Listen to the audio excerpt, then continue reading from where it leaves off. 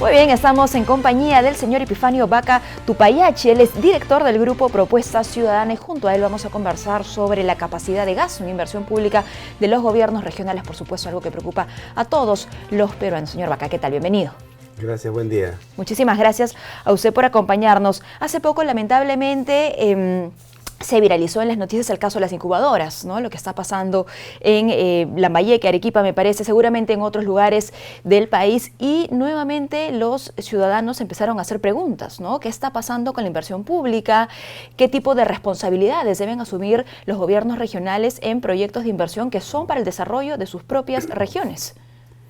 Sí, efectivamente este tema de la gestión del gasto público en nuestro país es un tema que viene complicado desde hace buen tiempo.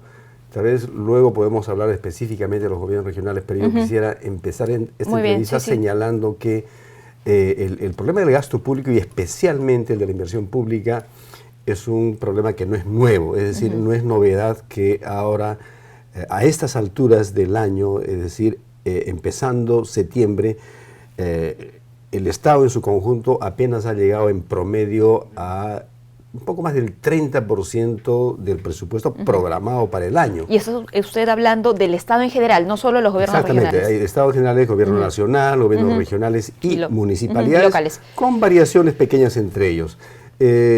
Cuando digo que no es nuevo, me refiero a que, según las estadísticas en el Ministerio de Economía y en el Banco Central de Reserva, el gasto público, el gasto de inversión, arroja cifras negativas desde el 2014, es decir, hace 5 años, con excepción solamente el año pasado, el 2018, en donde la inversión pública arrojó una cifra positiva, es decir, creció 6%. El resto de los años ha marcado cifras negativas. Eso dice que tenemos un problema estructural, que nuestro Estado, nacional, regional y local, no está siendo capaz de llevar adelante una de sus tareas principales. Por supuesto, que es la inversión, la ejecución de obras. Exactamente. Esta baja capacidad de ejecución, ¿con qué tipo de factores tiene que ver? ¿Se habla en alguna medida de la capacidad, de la expertise que deben tener aquellos a cargo del gasto público, pero también de los procesos, del temor, de la burocracia, de que nadie quiere firmar nada? Exactamente, hay varios factores. Yo diría de los estructurales, que son, digamos, los de fondo, tienen que ver con digamos, lo tremendamente complicado que son los procesos administrativos que maneja el MEF. Estoy hablando del proceso de contrataciones públicas, de compras públicas, el proceso de inversión pública, es decir, el Invierte-P. Son estos procesos que son sumamente complicados y digamos, se han hecho pequeñas modificaciones nomás y yo diría, esa es una causa. La otra es que desde hace 10 años, para el Ministerio de Economía y Finanzas, es el sector privado, es decir, son las empresas privadas las que deberían ayudar al Estado a llevar la inversión pública. Para eso diseñó 2 mecanismos. Un mecanismo es las asociaciones público-privadas, las APPs, y las obras por impuestos. Entonces, ¿qué pasa? Que esa locomotora que debería estar jalando la inversión pública no está funcionando hoy porque está absolutamente comprometida con la corrupción. El Club de la Construcción, Odebrecht, entonces esa locomotora principal no está caminando. Y la otra, que es la locomotora del propio Estado, ha sido desde mi punto de vista relativamente abandonada porque tenemos una descentralización que ya tiene como, digamos, 15 años, pero mal hecha, que no ha llevado a lo que debería haber llevado, que es había otro tipo de expectativa, fortalecer las capacidades de municipalidades, gobiernos regionales, modernizar su gestión para hacer un mejor gasto público. Y yo diría la otra causa de fondo, sin duda, es la corrupción, que no es un fenómeno nuevo, ahora ha explotado, lo conocemos, pero eso viene de atrás.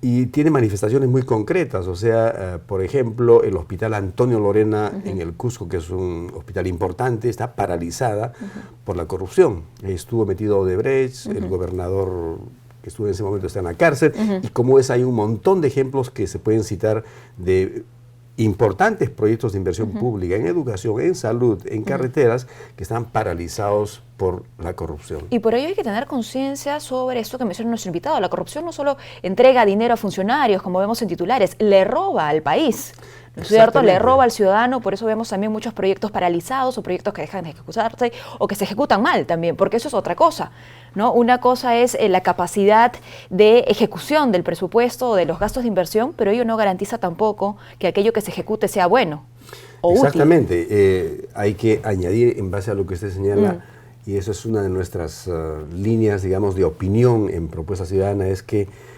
frecuentemente miramos cuán rápido se está gastando el dinero público, pero otro problema de fondo es la calidad del gasto. O sea, la calidad del gasto público no es bueno, entre otras razones por la corrupción, pero también se hacen proyectos sobredimensionados, mal diseñados, de tal modo que el dinero se gasta, el proyecto se hace y se inaugura. Claro, cuando la orden es gastar, quizás se gaste, pero no necesariamente en aquello que el peruano necesita. O aún si el peruano necesita, el proyecto no funciona.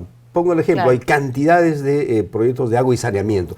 El proyecto que acaba de ser ingresado como la lista de la corrupción en Iquitos, se hizo un millonario proyecto de agua y saneamiento para que resuelva el problema de los que viven en esta ciudad de Iquitos, y no funciona, es un desastre. Entonces se gastó todo el dinero, pero por problemas técnicos y la corrupción, siendo una obra absolutamente indispensable, necesaria, no funciona, no está cumpliendo con su función, y de eso hay montones. Lamentable. Tenemos un mapa que quisiéramos compartir con nuestros televidentes, un mapa cuya fuente es el Ministerio de Economía y Finanzas, por supuesto, y que revela un poco cuál es el avance de la ejecución presupuestal. Esto a mitad del año, hay que decirlo, ¿no? Estas eran las cifras que se manejaban en junio de 2019. Nuestro invitado, el señor Epifanio Vaca Tupayachi, nos comentaba fuera del aire que esto ha ido mejorando, pero no superando el 30% tampoco, en promedio. Sí, en realidad no es una mejora, es simplemente que es un avance. Transcurrieron los meses, antes estaba en 15, 20%, hoy día está en 30%, pero ya estamos empezando la segunda semana de septiembre. Y yo estimo que a fin de año, con suerte, vamos a llegar al 50% del gasto, lo cual es un mal dato, porque significa que cerca de la mitad del presupuesto programado queda sin ejecutar. En un país con enormes necesidades en infraestructura, en servicios y todo, ese es un dato que nos debe preocupar a todos. Señor Vaca, ¿dónde quedan los gores ejecutivos y este llamado insistente del presidente Vizcarra a justamente ejecutar los presupuestos? Claro, los gores ejecutivos, como los MUNI ejecutivos, son dos mecanismos que, digamos, ideó Pedro Pablo Kuczynski para manejar su relación con los gobiernos subnacionales. Y Vizcarra claramente... Y de exhortación también, ¿no? Claro, claramente son los aliados del gobierno actual de Martín Vizcarra. Entonces, en el marco de esa alianza, efectivamente ha realizado importantes transferencias de recursos, especialmente para la reconstrucción del norte. Pero el hecho que yo dé más recursos no significa que por ello el gasto va a caminar más rápido, porque nosotros hemos hecho una investigación, hacemos seguimiento en este momento a la reconstrucción y hemos encontrado señales de lo que llamamos estrés de capacidades. Es decir, un municipio que está acostumbrado, que tiene capacidad para ejecutar 10 millones al año, si le das 20 o 30, eso genera un estrés y va a tener problemas en absorber esa cantidad de recursos. Y eso es lo que está pasando en parte en esas municipalidades y también en otras del país. Entonces, es una señal interesante que el gasto sea más descentralizado, pero si junto con eso no viene, digamos, un impulso desde abajo, las cosas no van a cambiar mucho, ¿no? ¿Cómo sobrepasar esta ola de inacción, señor Vaca?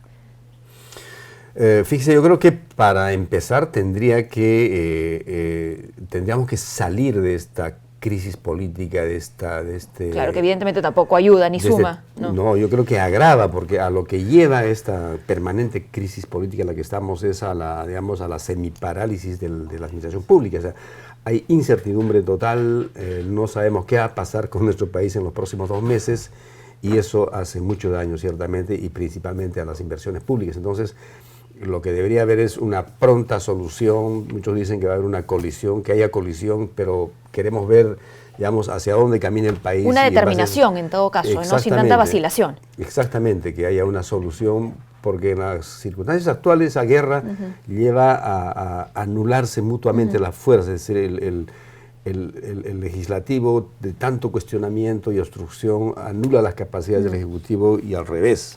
Finalmente, ¿qué mensaje tendría usted para el ciudadano? El consorcio que usted preside se llama Propuesta Ciudadana. ¿Qué nos toca a nosotros en cuanto a lo que es la inversión pública y seguramente la fiscalización o la acción que tendríamos que tomar sobre el trabajo de nuestras autoridades? Exactamente, yo creo que desde los ciudadanos tenemos que guardar la esperanza a pesar de esta crisis y tener una actitud desde como personas o desde nuestras organizaciones, una actitud proactiva y, digamos, demandante de información y exigencia hacia nuestras autoridades.